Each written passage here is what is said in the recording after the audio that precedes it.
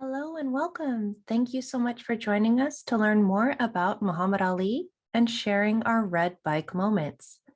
In this session, we'll learn more about Muhammad Ali, the experiences that shaped his life, what a red bike moment is, and how you can share your red bike moment. Thank you for joining us.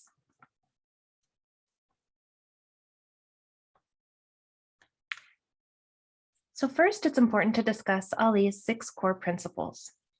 They are confidence, a belief in oneself, one's abilities, and one's future. Conviction, a firm belief that gives one the courage to stand behind that belief despite pressure to do otherwise. Dedication, the act of devoting all of one's energy, effort, and abilities to a certain task. Giving, to present voluntarily without expecting something in return.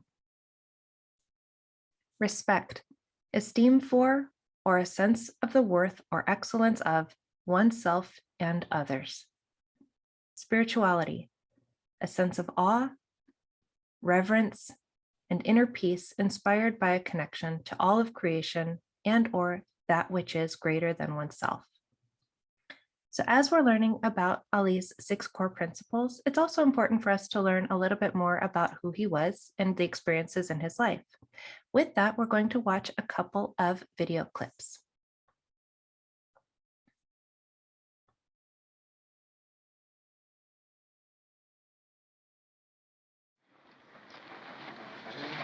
You want some breakfast? I want some cornflakes. Can I have some of your cornflakes? Oh, I don't want none. I won't take none. I won't take none. I won't eat none if you don't want me to. Ooh, look at that pretty horse there. Is that a white horse? See? Now stand up. Look over there. Stand up. You gotta stand up over that building. See the big one? There he is.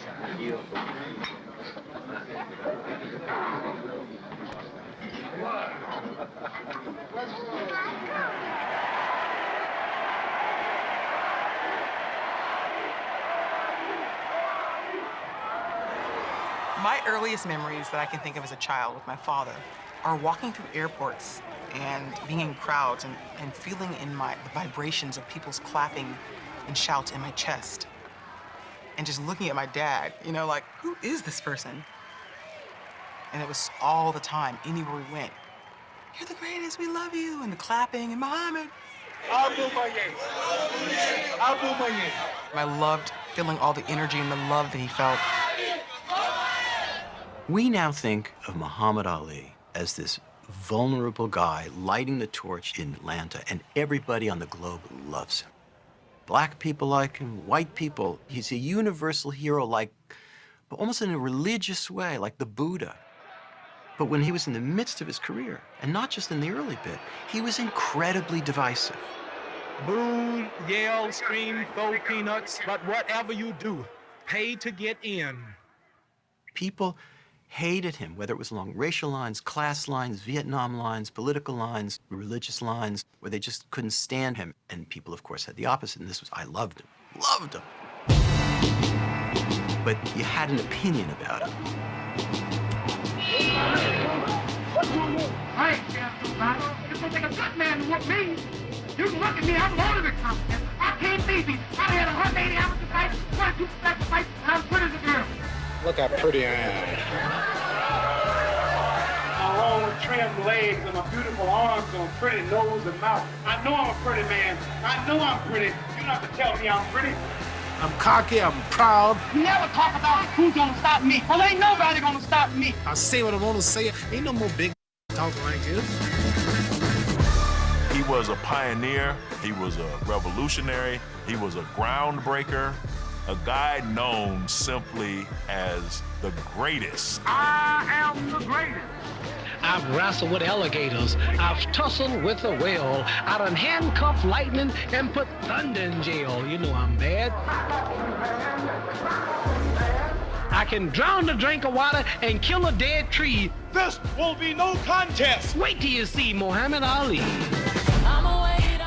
To have that chutzpah and to be a black man in America it was outlandish.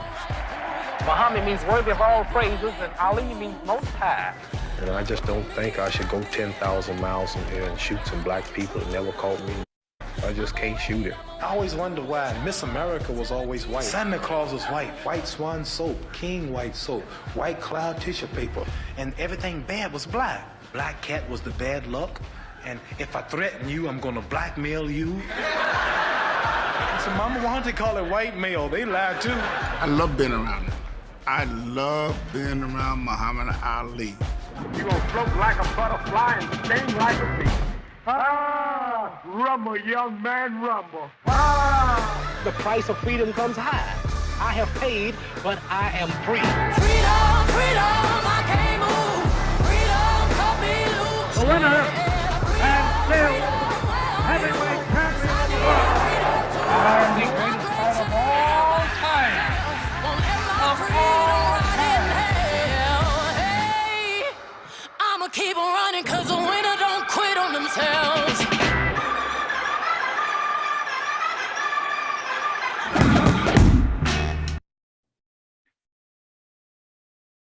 So now let's learn a little bit more about his red bike moment. What is a red bike moment? Well, all of us have memories to reflect upon, which reveal insights into how we became the people that we are today. More often than not, these are remembered as brief moments. Muhammad Ali came into being through such a defining moment that it completely changed the course of then 12-year-old Cassius Clay's life. A red bike moment is a transformational event in your life that occurred because of a challenge or overcoming some type of adversity. When Muhammad Ali, then Cassius Clay, was 12 years old, his new red Schwinn bicycle was stolen. Clay, in tears, found a policeman to report the crime to and stated that he wanted to whoop the thief who stole his bike. Serendipitously, the policeman was Sergeant Joe Martin, who trained boxers. He encouraged Clay to return to the gym and learn how to box before looking for retaliation. Cassius Clay's stolen bike was a pivotal moment in his life because it led to boxing and it became his red bike moment. So with that, let's watch a short clip explaining Muhammad Ali, then Cassius Clay's red bike moment.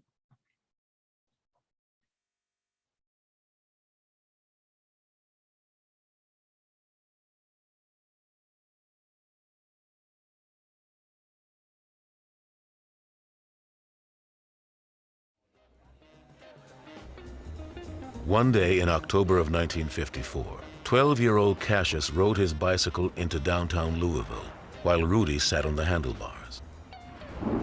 It began to rain, and the boys took cover in the Columbia Auditorium, where a home appliance show was underway. After the rain stopped, they emerged to find that the bicycle was gone. He had a brand new Schwinn, a beautiful red bicycle that he shared with his brother.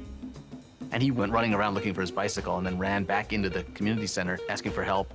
Someone told him there was a police officer in the basement.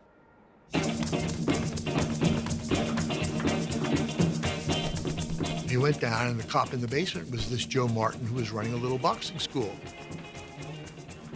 Cassius told the story years later that for a minute he forgot about his bike because the sight of this boxing gym, the smell of the leather and the sweat, and the excitement, the action of boys in a ring hitting each other, black and white together.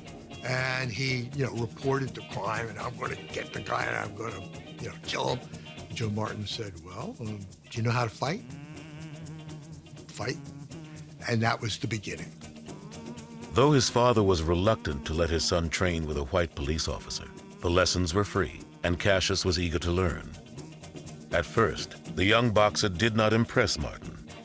He was just ordinary, the trainer recalled, and I doubt whether any scout would have thought much of him. Cassius didn't show any special talent right away, but he showed enormous passion. He knew instantly that this was what he wanted to do. Boxing was perfect for him because there's just two guys in the ring, and your eye is always going to be drawn naturally to the one who's doing the most moving, who's doing the most punching, who's moving the fastest. And that was him, and he knew that he could get the most attention that way. Just 6 weeks after he walked into Joe Martin's gym, Cassius Clay had his first amateur fight. I, at that time, was putting on a local television show here in Louisville, and I had amateur bouts every Saturday afternoon. First bout I put him in, he weighed 87 pounds. After defeating 14-year-old Ronnie O'Keefe in a split decision, Clay immediately announced to everyone that one day he would be called the greatest of all time. He was always been a little braggart. I'm the greatest and all that before he even got to be the greatest. We'd say, oh, shut up, put this run in your mouth. But as he got better and better, we had more respect for him. So there's a little bit more about Muhammad Ali's life. So as we discussed, a red bike moment is a transformational event in your life where you overcame some type of adversity. Now, everybody's red bike moment, if you will, is going to look a little different. So we do encourage you to share your red bike moment on social media using the hashtag Ali, KLRN, or you can email it to us at education@klrn.org. And when you do, we'd like to say thank you by sending you a special Ali themed item. So again, here's just a little bit of how-to about how to share your red bike moment. And we want to thank you for sharing your red bike moment. Through this social media initiative, we explore the importance of sharing our inspirational stories of the events in our lives that helped us to become the people that we are today. And we would love for you to share your stories. So you might wonder where to get started. Here's some helpful hints. Step 1, think about a pivotal moment in your life. Step 2, consider causes that are important to you. For inspiration, please refer to Muhammad Ali's 6 core principles, which are listed on the next slide, and think about which of them most resonate with you. Step 3, share your story on social media, and please remember to include the hashtag Ali, KLRN.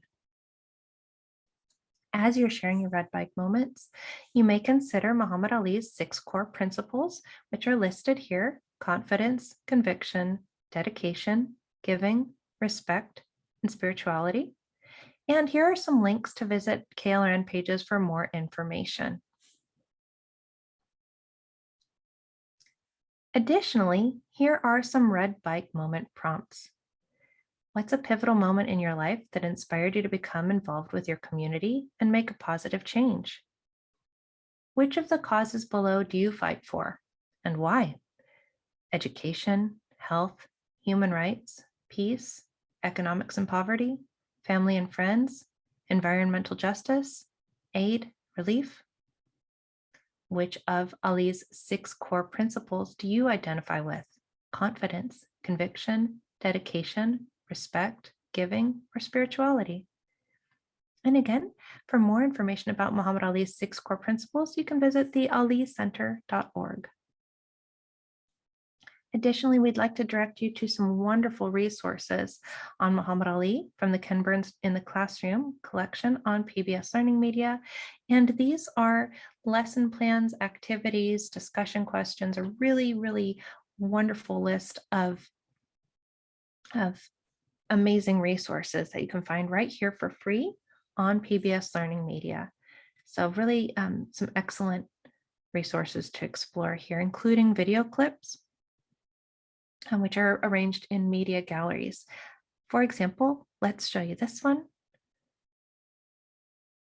So there are 5 different resources within this media gallery. So there are 5 different clips.